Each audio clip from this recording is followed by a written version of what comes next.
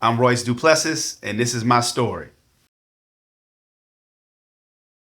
Gotcha, man. So for the people who don't know, I'm like, tell them where you from. I'm from New Orleans, Gentilly Woods, born and raised. I grew up down the street from Pontchartrain Park, and yeah, so this is home for me. The question is like, how it was for you growing up. So I grew up with three brothers. My mom worked for the post office. My dad was a school teacher. He taught children with special needs in all these parish school systems. So most of my childhood really was defined by my time spent in Nord, playing other teams at Goretti, Digby, Milne, all those teams we used to play, Joe Brown. We spent all of our time at Pontchartrain Park when we weren't in school. That's what kept us busy. That's what kept us occupied. That's what kept us out of trouble. So that was a big part of it for me. We loved growing up in New Orleans, traditional working class family. And, eventually when I became a teenager, I wanted to make some extra money. So I found me a whole bunch of jobs, summer jobs, and finding ways to earn extra money while I was in school. But yeah, I had a good upbringing. Gotcha. So growing up, what's your greatest, story or, memory about growing up in New Orleans? Actually, before, like Hurricane Katrina. Before Hurricane Katrina? Yeah. Yeah, so before Hurricane Katrina, we were really, like I said, into sports and grew up in a sports family. I always thought I would play sports because that's what we always did. But then when I got to high school, it kind of became clear that that wasn't the path for me. I had an older brother who was very talented in basketball, and after my 10th grade year, my coach he pulled me aside and he said, have you ever thought about speech and debate? That was during the basketball season, and so that was a big transition for me because I had to embrace a new thing about myself, which was more focused on leadership outside of sports and growing in other ways. And it was a way for me to define myself of getting out of the shadow of my older brother who was really into sports. So that was a real growth moment for me. And before Katrina, we didn't really expect anything like that to happen. I always wanted to be a part of trying to give back to my city to make it better in any way that I could. I ended up going to Xavier University after I finished from St Aug, and again that was all pre-Katrina. And once the storm hit, that kind of changed everything. Gotcha. So, going to, St. Aug. If how it was for you, it was your experience, and also telling people, if how did if St. Aug actually, benefit you going there? Yeah, so I came from a St. Aug family. My dad went to St. Aug. My two older brothers went to St. Aug, and my younger brother actually went to McMain. But St. Aug was a school that was rich on tradition, obviously, very strong on discipline, and it promoted excellence. I was proud to be a part of a legacy of the only all male black Catholic school in the country, known for its band, known for its athletics in all sports, but a lot of pride, a lot of tradition and promoting excellence among black men that was instilled in us. So was very, very proud to be a part of that legacy. And, it's still one that I carry today. Today is, well, this year is my 25th homecoming anniversary. So I'm looking forward to reconnecting with my brothers from the class of 2000. Yeah. So, growing up, my mom, she worked at the post office, and she actually started there after she had me. So three brothers, two older brothers, one younger brother, and my dad was a school teacher. He taught in all these parish school system. He taught children with special needs, but he had a bunch of jobs. I remember one time my dad was juggling maybe 4 or 5 jobs at one point, and I grew up watching my parents work very hard, like a lot of other families in New Orleans. Traditional middle class family working. And so I grew up watching my parents work very hard. Gotcha. And so college, everyone wants to know that, what college everyone actually went to. So, I want you to tell the people, Yeah. actually what college did you go to? Yeah. So after I graduated from St. Aug, I was initially planning to go to Tuskegee in Alabama, but at the last minute, I decided that I would go to Xavier. I decided I was going to stay home.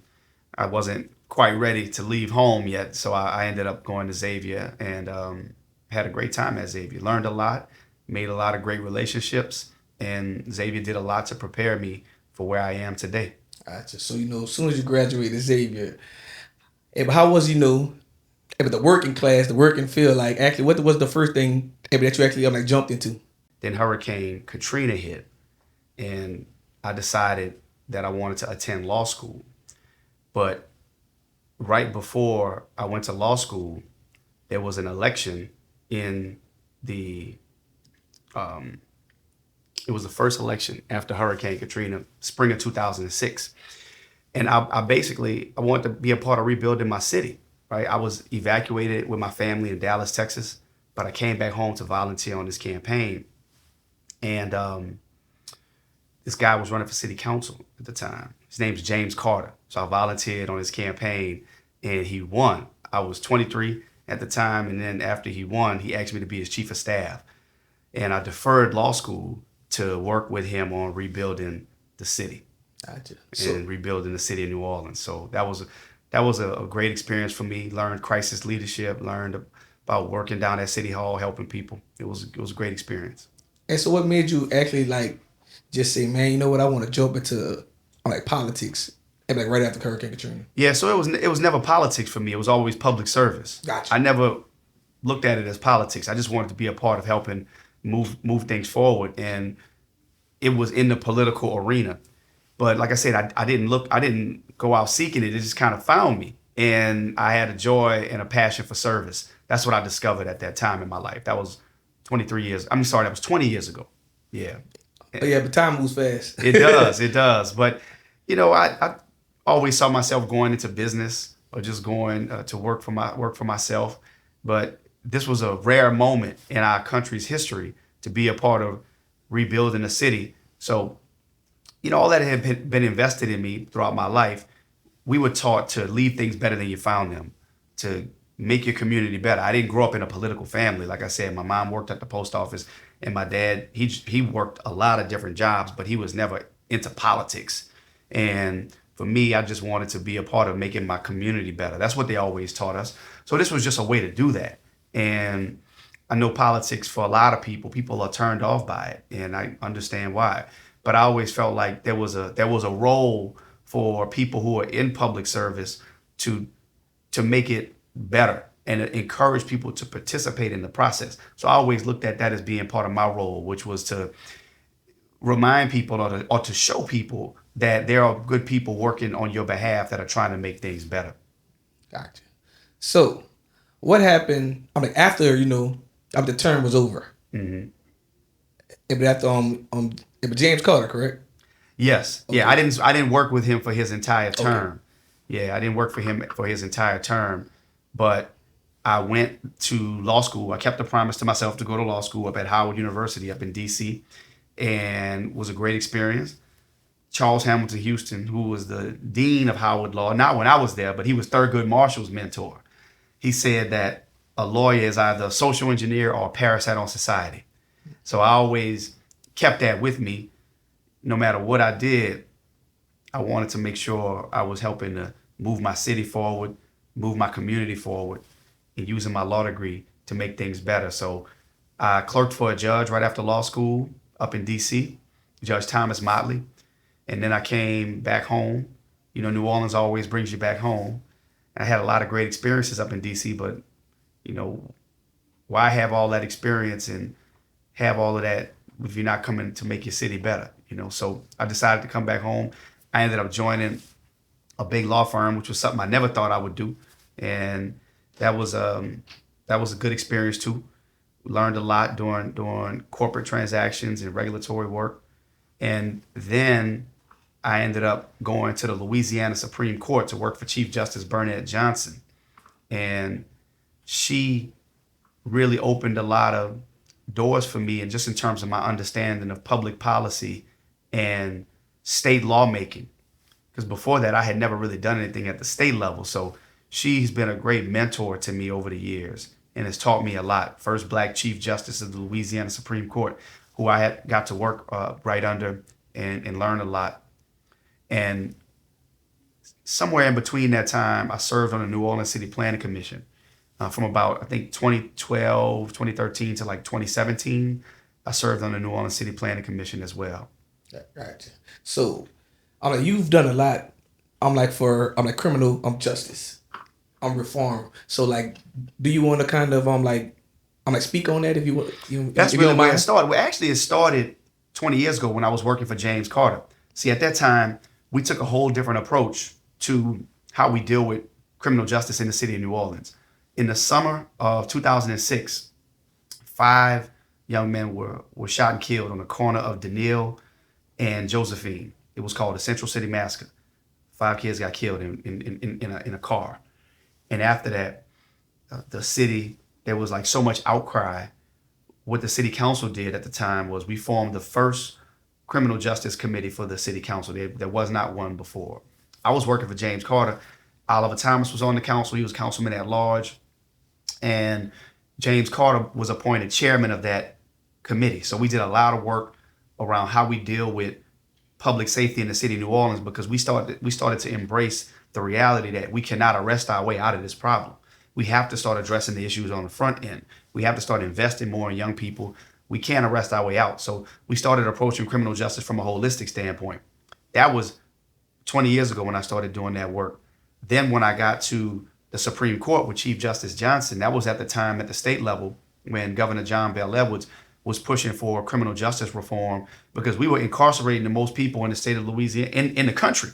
We were incarcerating the most people, spending upwards of $1 billion a year on incarceration, but we were no safer as a result, right? You would think that if we're spending that much money on incarceration, we would be safer, or we would be the safest, but we weren't.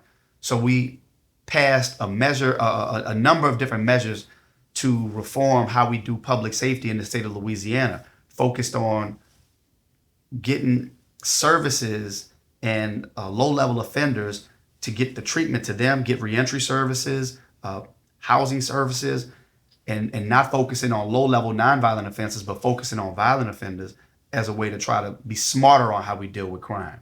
Just being tough on crime was showing that it wasn't giving us the results that we needed. So we were trying to be more balanced and smarter on how we dealt with crime. So I was very involved in that with the Chief Justice. Then when I ran for the legislature in 2018, one of the first things I was proud to be a part of in voting to support bipartisan legislation to get rid of the non-unanimous jury legacy in the state of Louisiana, where, people were being convicted by less than 12 people, sent to jail for life, when less than 10 people were saying a person was guilty. So the 1012 Act. Yeah. Mm-hmm. Yeah, that was in 2018.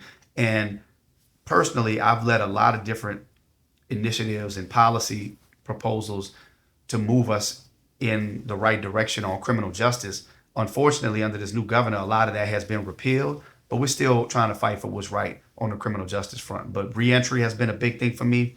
I passed comprehensive legislation to try to make expungements easier to get in the state of Louisiana.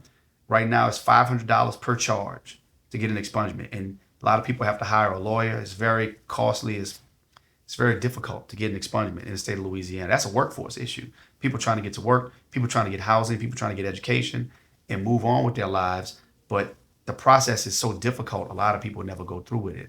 So I've led legislation on that. I've led legislation on providing tax credits for businesses to hire people who've served time on work release programs. I've done a lot. Yeah, so look, solitary confinement has historically been very harmful for adults and especially juveniles. So the data is clear, the negative impacts that has on young people mentally and emotionally. You put somebody in solitary confinement, they're not going to come out better. They're going to come out worse. So we put restrictions in place to limit the use of solitary confinement only when it's deemed absolutely necessary. But that was a big move for the state of Louisiana. I was proud to author that legislation. I don't think it's necessary at all. I think you should just put them in a different place by itself. I agree. Yeah. We wanted to ban it outright, but we limited it significantly. Right. It's a start. It's a huge start. Yeah. Gotcha. So, talking about people in New Orleans just trying to get jobs and looking forward to paying different lawyers for trying to get their record clean, expunge. Like it was a very difficult process. So like as the mayor, like how do you think that you can actually help in like changing that? Because you would have a little more actual like power, right? Yeah, so it's always going to require working with a collaboration of Yeah. folks when you're talking about local leadership, state leadership. The thing about expungements is this: if you're entitled to an expungement, you're entitled to an expungement. That means you've done your time. That means you've allowed the cleansing period to take place. But now there are these barriers that are in place where you have to pay a fee for something that you're legally entitled to. That's wrong. So as mayor, I can use my position to advocate for laws to continue to be changed at the state level and as a local level, at the local level, and push for those changes to be made. A lot of things you can do at the local level include hiring practices for who can work and do city jobs, city contracting jobs. There's a lot that the mayor can do to impact the local workforce. Gotcha.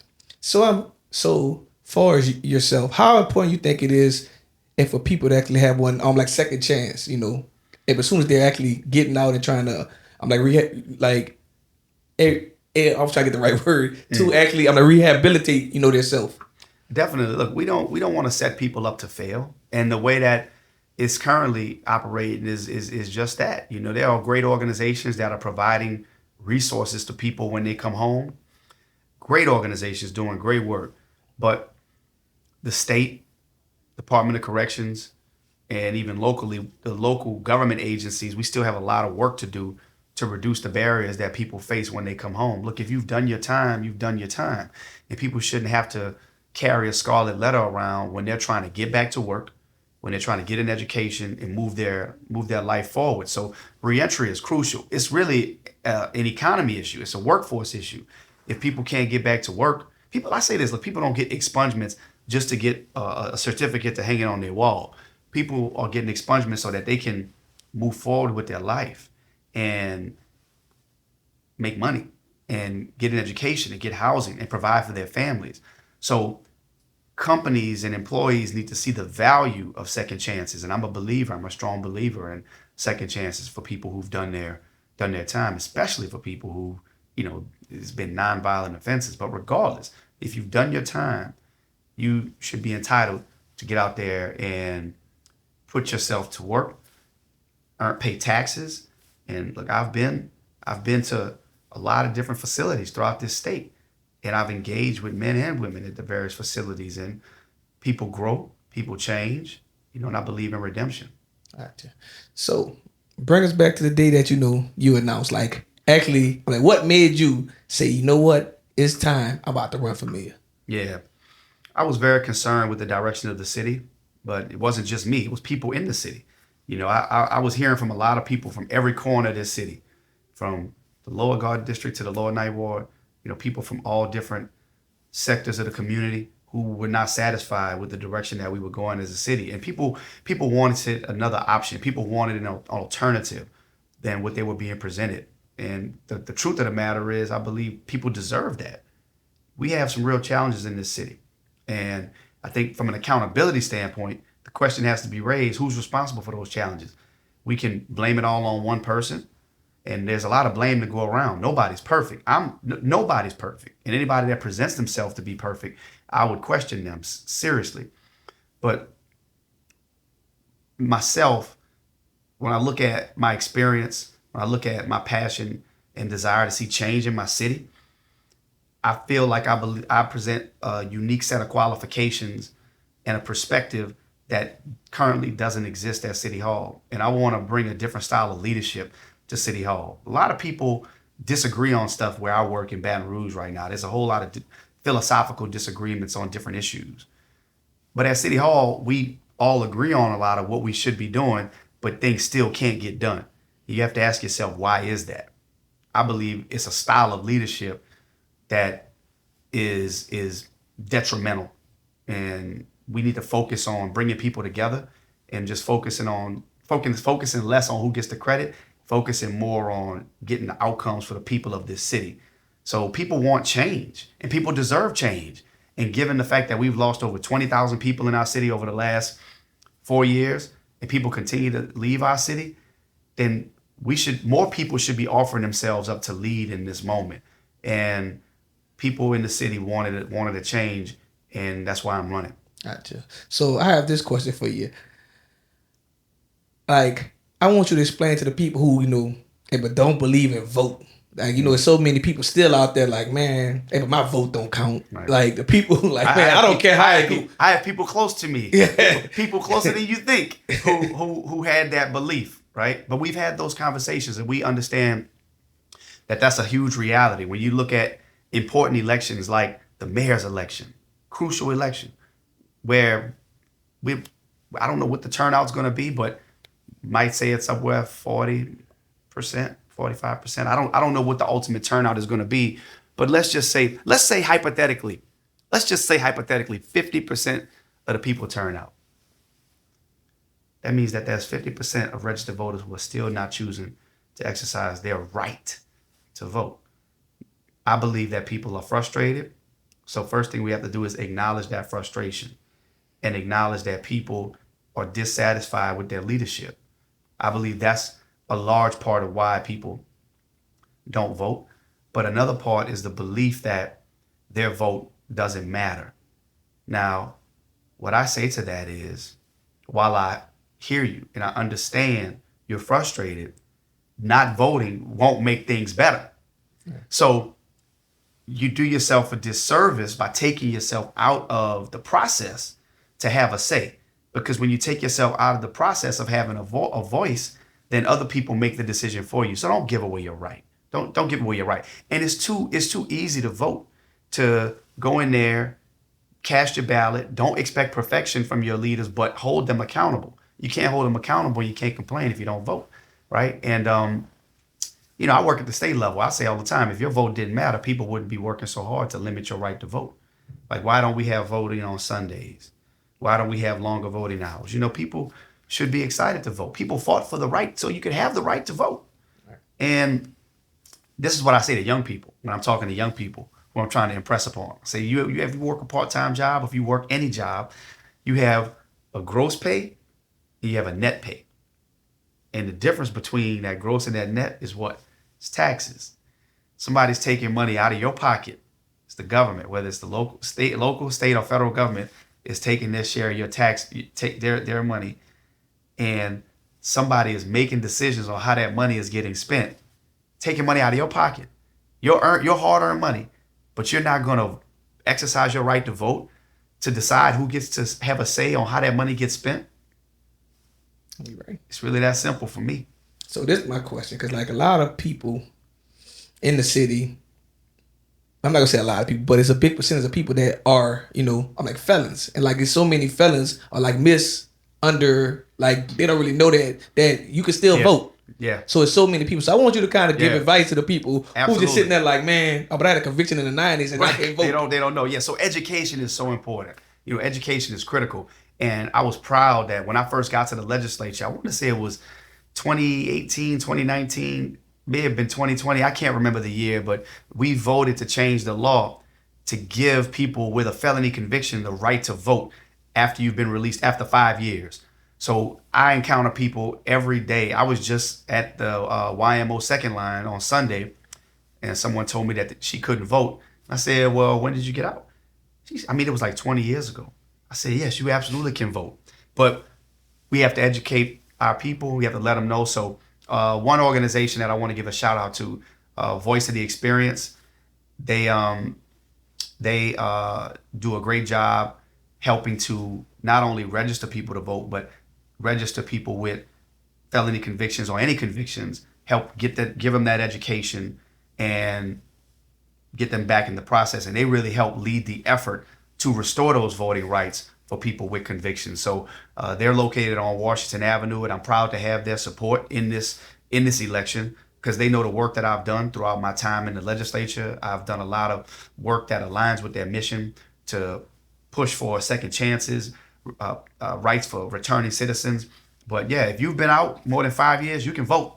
Don't let anybody tell you otherwise. Because, anybody been in that position, as soon as they sign the papers, technically get released, and the people tell you, you can't vote. Right. So like in their mind, But they can never vote forever. But I'm glad you brought that point up, because think about it. If your vote didn't matter, why would they take away your right to vote? Think about that. So when people say my vote don't matter, why is it that when you have a conviction, do they take away your right? When you have a felony conviction, why would they take away your right to vote if your vote didn't matter? Think about it. Right. Yeah, you're right. So yeah, you can definitely vote if you've been off, or you've been out for more than 5 years. But you heard that, people. So yeah. Like I just had this conversation yesterday with my son. Like sports, like I told him, I say just even running track, it teaches you things that you would need in life. Like right. Even like just the 2 lanes and staying in the lane. That's right. Like everything in sports. Your lane. Yeah, just stay in your lane. Stay in your lane, and you just run your race. Right. Even in basketball, you play AAU. Like basketball teaches you so much. Like skills for life, like discipline. Yeah. Like, hey, but if you miss a layup, but you might have to run. That's right. So I want you to explain, your experience in sports and everything like that. Sports did a lot to shape my life as a young person. Whether I was playing football, whether it was basketball, whether it's baseball or track, it really taught me sportsmanship. It taught me how when you get knocked down, how you have to get back up. A lot of times you play against opponents who are bigger than you or stronger than you, or at least on the surface they appear to be that way. And that you can't be intimidated. You have to show up on the field, and you have to be willing to perform and always do your best. So those are values that were these were experiences that help build character. And I'm so grateful for those experiences. I remember AAU basketball in the summers when we would travel. I played for the New Orleans Hurricanes. Back in these days, we would go to these summer tournaments. And what we used to do on Saturdays is we used to shake cans. So we'd be out on Bullard and Crowder and Reed in the summer, in the hot summer on a Saturday morning, literally in the middle of the street, asking people, the cars, to give us money so that we could go travel. Now look, that was not the safest thing for us to be doing. And nowadays I see some teams still do it, some track teams still do it, but we have other ways to support our young people. But that was also a character building experience. I'll never forget that, getting out there and hustling with my teammates during the summer, trying to raise money so that we can go on these trips to Florida or to Tennessee or wherever we had to go to play in these leagues. But that then ultimately led to a lot of different jobs that I had throughout my youth. My first job was I was a bricklayer's assistant one summer when I was 15 because I wanted to make a few extra dollars. I mentioned I watched my parents work a lot, but my neighbor, Mr. Emil, he was a masonry artist. So I jumped on a truck with him one summer, had my steel toe boots and my lunch pail, and that was a great experience working in the hot sun. I knew I was going to be going to school after I did that. So that taught me a lot. Then I was a pool attendant at Stallings Playground one summer. I was a busboy at Mandina's restaurant. That taught me a lot about how to view the world, how to deal with different people, how to be humble, and how to do service with a smile. I bagged peanuts one time while I was in school. The little peanut warehouse, little factory up there on LaSalle and Jackson. I worked there after school. Used to be in there bagging peanuts. You did it all, huh? Oh, I've done a lot, and the truth of the matter is, even though I've done a lot. Like I said, I worked at a major law firm. I've, clerked for a judge. I've done my own thing, ran my own law firm. Those jobs growing up had some of the biggest impact on me and how I view the world. That's why when I say in my campaign, he's one of us, it means that I truly connect with the fabric of New Orleans. I haven't been so detached or out of, I believe that I understand what everyday workers in the service industry are dealing with, what people are on the work site and the work job, on the construction site are dealing with. I've had those experiences of working with my hands and being out there. Like those experiences have shaped me more than anything. And that's what I carry with me, even in my work today, especially in my work today, and what I will carry with me as the next mayor. So when I say my campaign say he's one of us, it means that I'm truly New Orleans. I'm true New Orleans, Gotcha. Yeah. So speaking on truly New Orleans, what is your favorite dish from New Orleans? Well, growing up in the house, whenever my my mom and my dad would cook, I used to like a little simple meal, but it was the best. Like they used to make this cream corn and pork chops. That was my thing, right? I used to love cream corn and pork chops growing up. I could eat that any day. And if they can make that dish for me right now, I'd eat it right now. But look, I'm a New Orleans guy, so a good plate of red beans always set it off for me. Gotcha. Yeah. So, after you win, what are your plans? First day in office. Yeah, so we got some challenges in this city. We're gonna begin within the first 100 days of my administration. We will identify the top 20 infrastructure projects throughout each council district. Top 20. That's 100 projects in 100 days. Okay, we have 5 council districts. Stalled sewage and water board or street projects throughout the city that have to get back going. We need to accelerate those projects because I want the citizens of this city to see work happening. I want the road that hasn't been repaired, got the little orange cone sitting out there, and the construction site, all of that has to get moving. We have to get aggressive about moving these projects forward. So I want people throughout this city to see the movement and the traction. Gotcha. Yeah. So, with all that being said, last but not least, tell the world, actually, where can they find you at on social media and everywhere? Sure. Well, Royce_Duplessis on Instagram. It's probably where I'm the most active. I have other accounts, Facebook and the like, but I'm most active on Instagram. But you can always email me, Royce@RoyceDuplessis.com. But go ahead and follow me on Instagram. We're putting out stuff every day. We're in the heat of the election. Our election is October 11th. I'm encouraging everybody to go out and vote for me. I'm number 19 on the ballot. I'm the most qualified. I have the vision, I have the plan, and I have the heart for this city to truly move us in a new direction. We need a new generation of leadership, and that's what I'm offering in this moment. Gotcha. Yeah. And before you leave, I have to ask this question. I just thought about this one. The entrepreneurs, it's a growing city with a whole bunch of entrepreneurs that's growing and rising and making a name in this world. Yeah. Not only New Orleans. So what are your plans for actually working with those small, business owners, entrepreneurs, et cetera? Absolutely. So we're going to embrace entrepreneurship. And when I say entrepreneurs, I'm talking about your mom and pops, your independents who are working out the kitchen, working out the van, working out the truck, and creating an ecosystem of support for them so they have access to the proper information around permitting and how they can successfully navigate City Hall. I'm going to create a business navigator program, one that doesn't just apply to recruiting big businesses to the city, but also the small businesses, the entrepreneurs, the husband and wife business, the sole proprietorship, individuals who have creativity, who have hustle, who have drive, but need a little bit more support because they didn't come from a trust fund or their parents didn't give them a business, right? People who are literally starting at their kitchen table. I want to create a revolving grant program so they have resources to help get them started. But also the key is making the process as easy as we can so that they can navigate City Hall with as little time and effort as possible. Needs to be predictability in the permitting process. I hear too often from small businesses and entrepreneurs who are having frustrations with safety and permits.